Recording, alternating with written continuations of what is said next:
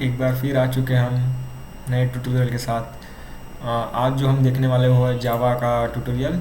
जावा simple CRUD application हम लोग बनाने वाले हैं, वेब एप्लीकेशन। तो जो चीज़ें हम लोग करने वाले हैं, पहले तो है entity creation, EJB service, servlet, get post, JSP pages. मतलब अपने चार चीज़ें कवर हो जाएंगी, चार या तो तीन चीज़ें भी बोल सकते हो आप लोग।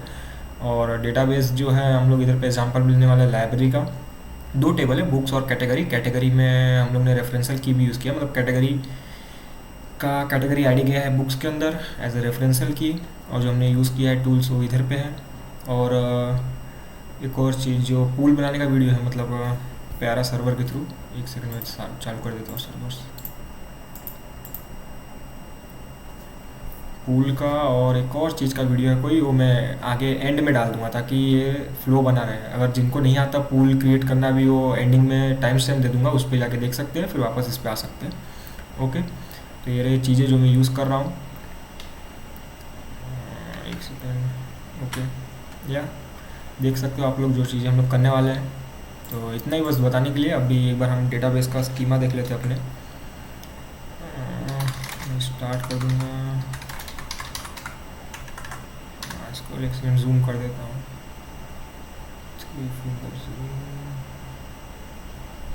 माउस के साथ में हिलता है। SQL स्टार्ट हो चुका है हमारा DB का command. Use library DB। Tables देखोगे तो दो है। कॉलम्स क्या क्या वो दिखा देता हूँ आपको ताकि आइडिया रहे। ऐसे हो जाते हैं यार, फिर कोई नहीं, थोड़ा सा हो जाता है दिक्कत।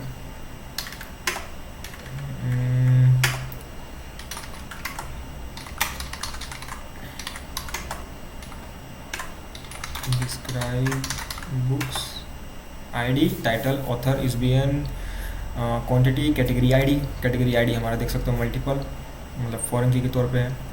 ओके, और describe category, categories, ID, name, description. ID हमारा प्राइमरी की है, नेम हमने यूनिक रखा है, कैटेगरी नेम सेम नहीं हो सकता। ओके, डेटाबेस स्कीमा आपके सामने है। कुछ ये तो मैं थोड़ा सा टर्मिनल बड़ा कर देता हूँ, इसमें दोनों अपने आ जाएगा। ओके, समझ में आ गया। वापस से छोटा कर देता हूँ, फिर रखा कर दो, क्लोज विंडो। आ जाते हैं हम जावा में। प्यारा सर्वर हमारा चालू हो चुका है, एडमिन कंसोल इधर आ गया हम। JDBC में मेरा कैमरा तो शायद इधर पे नहीं आ रहा होगा, बट लाइब्रेरी DB होगा तो ऐड है। पिंग करके देख लेता हूँ, पिंग सक्सेसफुल। प्रॉपर्टीज़ अगर देखोगे तो यही चार चीज़ें, पांच चीज़ें मैंने ऐड की हुई है। डेटाबेस नेम भी ऐड किया क्योंकि GPA एक्चुअल में वो डेटाबेस नेम नहीं पता कर पा रहा था खुद, तो इसलिए मेरे को डेटाबेस नेम भी ऐड करना पड़ा। पूल हम देख सकते हैं जी, रिसोर्सेज में डाल के भी हम लोग ने ऐड किया हुआ है। आ जाते हैं हम जावा प्रोजेक्ट की तरफ। ये तो बेसिक थिंग है, मैं आखिरी में भी उसको डाल दूंगा कि मतलब कैसे ऐड करना है। ओके, हमारा पहला सर्वर चालू है। नया प्रोजेक्ट क्रिएट कर लेते हैं, new project, Java with Marvin web application. Okay, मेरे को यार मैंने ऊपर सर्च कर लिया। नेक्स्ट प्रोजेक्ट का नाम दे देंगे हम, लाइव नाम दे देते हैं। ओके, लाइव मतलब रिकॉर्डिंग कर रहे तो हिसाब से चलेगा। नेक्स्ट जावा 10.10 बिल्ड हो रहा है। बिल्ड मतलब सिंपल हो ये चीज़। पहले तो इसको बिल्ड करके देख लेंगे कि एक्चुअल में प्रोजेक्ट क्रिएशन में तो कोई एरर नहीं है हमारा। बिल्ड सक्सेस हो गया। ओके, चलो ठीक है, हमारा काम हो गया।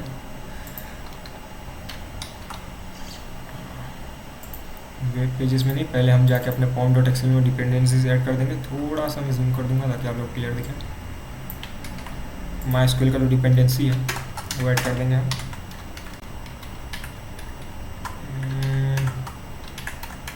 रिमूव कर देंगे MySQL। इधर पे आपको सजेशन दिख रहा है, बट एग्ज़ाम में आएगा कि नहीं वो प्रॉपर सजेशन पता नहीं है। कनेक्टर जी, इसलिए जितना हो सके लिख के डायरेक्टली प्रैक्टिस करें। 8.0.32 मैं एक बार ऑडियो चेक कर लूँ, मेरा ऑडियो आ रहा होगा।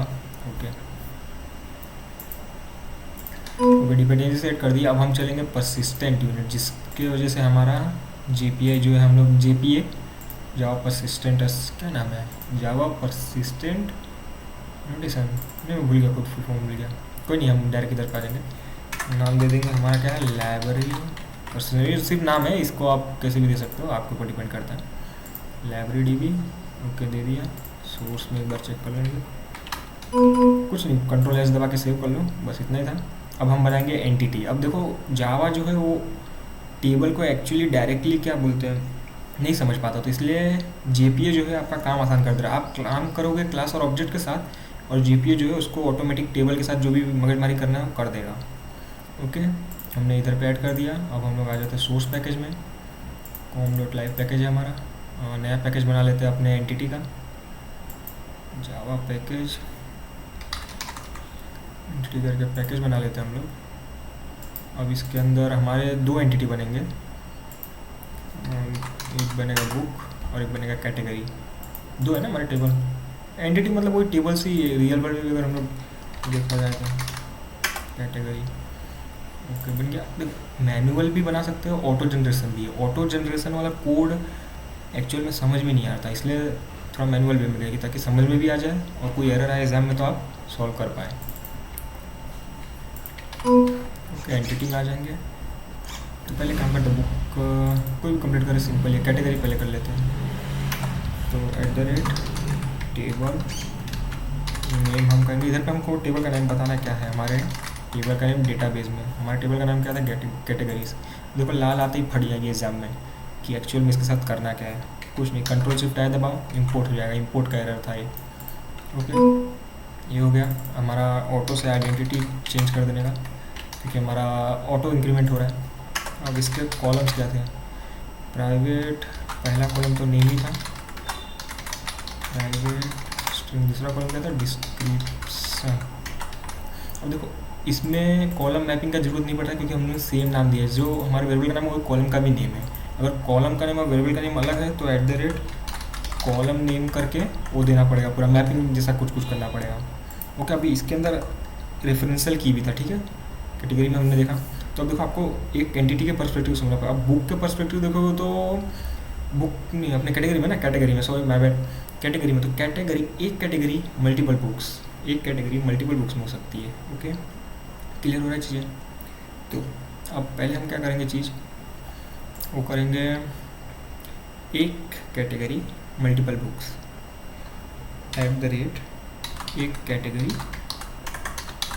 Multiple books. Okay mapped by, हम लिख देंगे ऑब्जेक्ट का नेम कैटेगरी। ओके और ये यूज़ कहाँ हो रहा है, वो हो रहा है यूज़, ऐसे प्राइवेट में लिखो तो भी चल जाएगा, लेकिन लिख देते हैं बुक ऑफ बुक्स में। जो लिस्ट ऑफ बुक्स है हमारा उसमें यूज़ हो रहा है। लिस्ट दिक्कत क्या था, 1 to मैंने स्पेलिंग तो सही लिखा है। अच्छा ओके मैंने मैप्ड बाय में ब्रैकेट लगा दिया है। मैप्ड बाय इक्वल टू क्या किया है, कैटेगरी आएगा एनोटेशन में। Ctrl+Shift करते ही फिक्स हो जाएगा, एरर अगर कोई आ भी रहा होगा तो। ओके ये चीज़ें हो गई, रिलेशनशिप बता दिया हमने। अब हमारा आता है कंस्ट्रक्टर। कंस्ट्रक्टर जरूरी, अल्ट इंसर्ट दबाओगे तो उसमें आ जाएगा, ये ओपन हो जाएगा। उसमें नेम और ये करके पहले तो एक कंस्ट्रक्टर चाहिए होगा हमें, एक एम्प्टी कंस्ट्रक्टर भी चाहिए होगा जो JPA यूज़ करता है। तो अल्ट इंसर्ट लिखेंगे, टाइप कर मतलब कीबोर्ड में दबाओगे वैसे ही आ जाएगा एम्प्टी। और एक हमारा आ गया नेम और एक, जो हम लोग इधर फॉर्म से इनपुट करेंगे। मतलब CRUD ऑपरेशन हम लोग कैटेगरी का भी करने वाले, बुक का भी करने वाले हैं। कैटेगरी में हम लोग अपडेट नहीं रखेंगे फिलहाल, ईजी पर्पज है। कैटेगरी जनरली कोई अपडेट करता नहीं है उस हिसाब से। ओके ये हो गया। अब गेटर्स और सेटर्स, इसमें सारे सिलेक्ट कर लो, कोई दिक्कत नहीं है हमको, क्योंकि गेटर सेटर तभी यूज़ होंगे जब हमको चाहिए होगा। ओके ये चीज़ें ध्यान रखना कि एक एम्प्टी कंस्ट्रक्टर मिल जाए और एक ये कंस्ट्रक्टर जब आपको इनपुट डेटा करना पड़ेगा, क्योंकि डेटा जो इनपुट होगा तो उसमें कंस्ट्रक्टर रहेगा ऑब्जेक्ट का। ओके ये बन गया हमारा। चेक कर लो एक बार, टेबल नेम दे दिया, आइडेंटिटी सही है, ये हमारे कॉलम के नेम है, ये बन गया। हमने सेटर गेटर से वो बनाई दिए, गेट ID सेट ID जो भी है। अब यही सेम चीज़ करेंगे हम लोग बुक में। बुक में हमारा क्या है, @table name which is equal to क्या है, बुक्स, टेबल का नाम क्या है, बुक्स, ये आ जाएगा आइडेंटिटी। कंट्रोल स्पेस दबाओगे तो ऑटोमेटिक कंप्लीट हो जाएगा, थोड़ा सा, जरूरी नहीं हर बार पूरे कंप्लीट हो। प्राइवेट स्ट्रिंग हमारा क्या था, टाइटल था, title author, private string author title ISBN, private integer quantity. Okay, quantity आ गया। आप देखो इसमें भी रिलेशन रहा है, मैनी बुक्स एक कैटेगरी, बहुत सारे बुक्स हैं जिनकी कैटेगरी एक है, बहुत सारी बुक्स हैं जिनकी कैटेगरी एक है, मैनी 2 1, और ये कैटेगरी, कैटेगरी देखो ऑब्जेक्ट का नेम हमने क्या दिया था, कैटेगरी दिया था, कंट्रोल सी, क्या हुआ, कैटेगरी नहीं बन रहा है क्या, कैटेगरी का मैंने नाम अलग दे दिया क्या,